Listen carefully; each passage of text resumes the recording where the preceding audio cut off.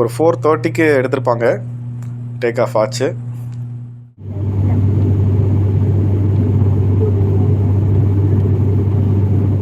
Flight ஜேர்னியில் க்ளவுட்ஸுக்கு மேலே போகிறது ஒரு தனி அனுபவம் தான்.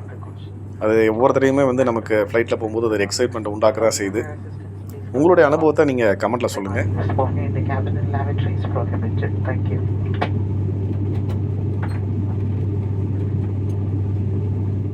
5 மணி போல் சேலத்துக்கு லேண்ட் ஆச்சு. லேண்ட் ஆகும்போது பாருங்கள் எப்படி ஷேக் ஆகுது அப்படின்னு பாருங்கள்.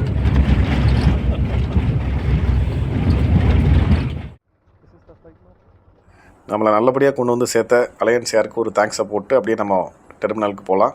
சரி, ரெட் டாக்ஸி ஆப்பில் தான் கேப் புக் பண்ணியிருந்தேன். ஒரு மோசமான ஒரு எக்ஸ்பீரியன்ஸ் தான் எனக்கு இருந்தது. கேபும் பார்த்திங்கன்னா ரொம்ப ஒரு மோசமான கேபு, படுமோசமான கேபு.